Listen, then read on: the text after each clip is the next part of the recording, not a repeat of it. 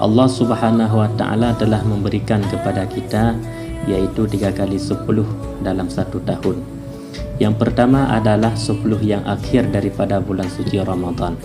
Mengapa Allah Subhanahu wa Ta'ala memuliakan 10 yang terakhir daripada bulan suci Ramadan? Dengan sebab adanya satu malam, yaitu malam Lailatul Qadar. Yang kedua adalah 10 yang awal daripada bulan Muharram. Mengapa Allah Subhanahu wa Ta'ala memuliakan 10 yang awal daripada bulan Muharram?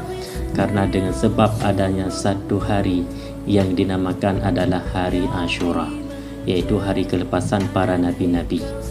Yang ketiga adalah 10 yang awal daripada bulan Zulhijjah. Mengapa Allah Subhanahu wa Ta'ala memuliakan 10 yang awal daripada bulan Zulhijjah?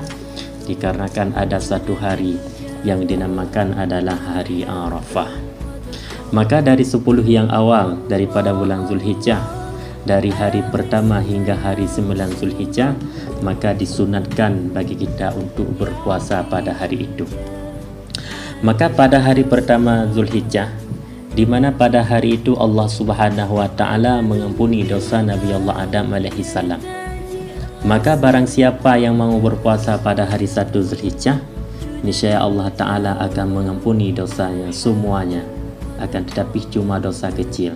Seandainya kita pernah melakukan dosa besar, kita harus bertaubat kepada Allah Subhanahu wa Ta'ala, yaitu dengan cara kita membaca istighfar. Yang kedua adalah di mana pada hari kedua Zulhijjah Allah Subhanahu wa Ta'ala mengampuni dosa Nabi Allah Yunus alaihi salam. Kemudian di sana terima doanya Nabi Allah Yunus, maka Nabi Allah Yunus dikeluarkan dalam perut ikan. Maka barang siapa yang mau berpuasa pada hari kedua Zulhijjah, maka Allah Subhanahu wa Ta'ala memberi pahala kepadanya seolah-olah dia telah beribadat kepada Allah Ta'ala 1 tahun penuh. Akan tetapi di dalam penyembahan Allah Subhanahu wa Ta'ala tidak pernah melakukan kemaksiatan dalam sekejap mata pun. Kemudian pada hari ketiga Zulhijjah, di mana pada hari itu Allah Subhanahu wa Ta'ala menerimakan doa Nabi Zakaria. Maka barang siapa yang mau berpuasa pada hari yang ketiga Zulhijjah, niscaya Allah Subhanahu wa Ta'ala istajaballahu doa'ahu, niscaya Allah Ta'ala akan menerima doanya. Kemudian pada hari keempat Zulhijjah, di mana pada hari itu Allah Subhanahu wa Ta'ala melahirkan Nabi Allah Isa alaihi salam. Maka barang siapa yang mau berpuasa pada hari keempat Zulhijjah, maka Allah Subhanahu wa Ta'ala akan menghilangkan daripadanya, yaitu akan kesusahan dan kefakiran. Seandainya kita ada susah, seandainya kita dalam kehidupan fakir ataupun miskin, sebaiknya kita berpuasa pada hari keempat Zulhijjah. Semoga Allah Ta'ala hilangkan yaitu kesusahan dan kefakiran yang ada pada diri kita. Bahkan Allah Subhanahu wa Ta'ala akan menghimpunkan kita pada hari kiamat, yaitu golongan-golongan orang-orang yang bertakwa beserta golongan orang-orang yang bertakwa kepada Allah Subhanahu wa Ta'ala. Kemudian pada hari yang kelima Zulhijjah, di mana pada hari itu Allah Subhanahu wa Ta'ala melahirkan Nabi Musa alaihi salam. Maka barang siapa yang mau berpuasa pada hari kelima Zulhijjah, niscaya Allah Subhanahu wa Ta'ala akan menghilangkan sifat kemunafikan yang ada pada diri kita.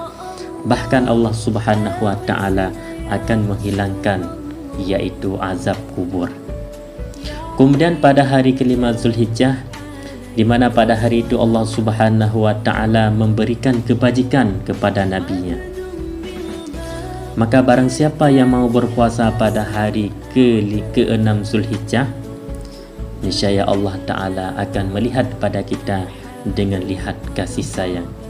Maka barang siapa yang telah melihat oleh Allah Ta'ala dengan lihat kasih sayang, niscaya Allah Ta'ala tidak akan pernah mengazab kita, yaitu untuk selama-lamanya. Kemudian pada hari ke-7 Zulhijjah, di mana pada hari itu Allah Subhanahu wa Ta'ala yaitu menguncikan semua pintu-pintu neraka Jahannam, Sakar, Jahim, Lata, Wailul lil Mutaffifin dan sebagainya.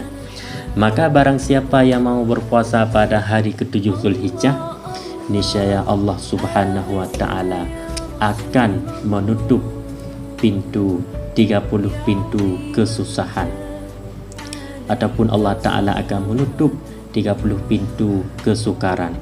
Akan tetapi Allah Subhanahu wa taala akan membuka 30 pintu kemudahan, yaitu bagi orang yang mau berpuasa pada hari ke-7 Zulhijjah. Kemudian pada hari ke-8 Zulhijjah dinamakan adalah hari Tarwiyah.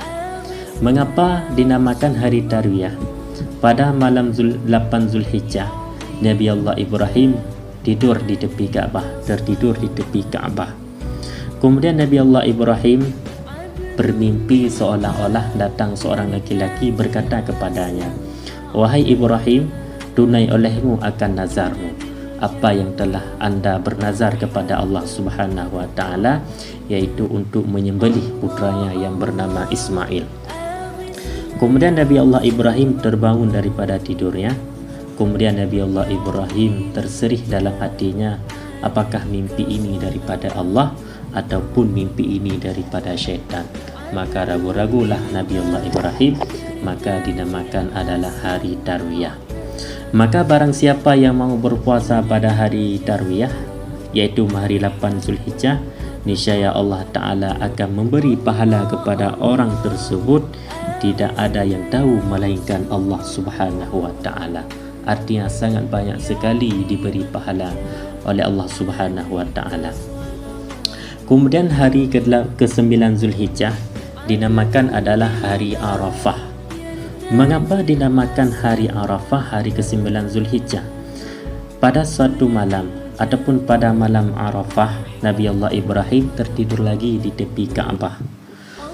Kemudian seolah-olah dalam mimpi Nabi Allah Ibrahim datang seorang laki-laki berkata pula kepada Nabi Allah Ibrahim, "Wahai Ibrahim, tunai olehmu akan nazarmu, apa yang telah anda bernazar kepada Allah Subhanahu wa taala, yaitu untuk menyembelih putranya yang bernama Ismail." Kemudian Nabi Allah Ibrahim bangun daripada tidur tersebut. Terserih dalam hati Nabi Allah Ibrahim, berarti mimpi ini daripada Allah Subhanahu wa taala, bukan daripada syaitan. Berarti Nabi Allah Ibrahim sudah tahu ataupun sudah mengenal Arafah, maka dinamakan adalah hari Arafah.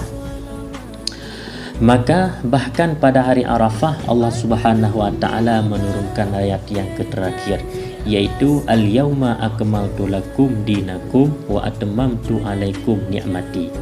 Pada hari ini telah aku sempurna bagi kamu akan agama kamu, wa atmamtu alaikum ni'mati, dan telah aku persempurna di atas kamu akan nikmatku.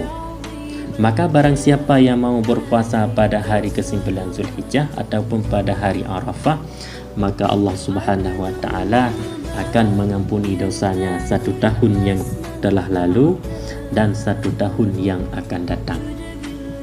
Kemudian pada ke-10 Zulhijjah, yaitu malam Idul Adha dinamakan.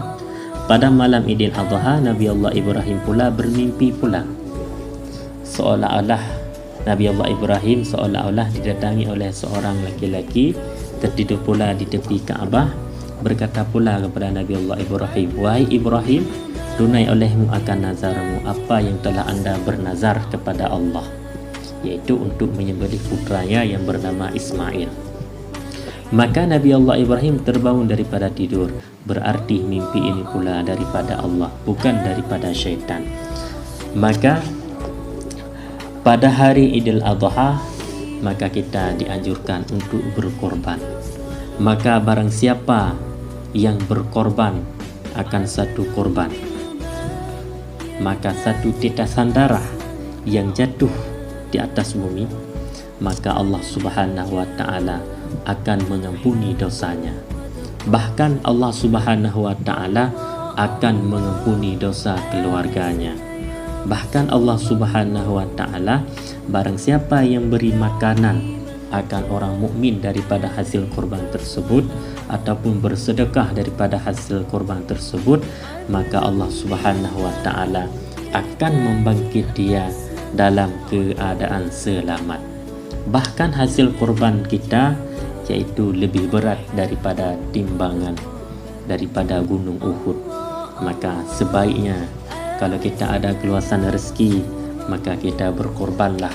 Semoga kita akan menjadi insan yang bertakwa, sehingga kita akan menjadi insan yang dicintai oleh Allah Subhanahu wa taala. Amin ya rabbal alamin.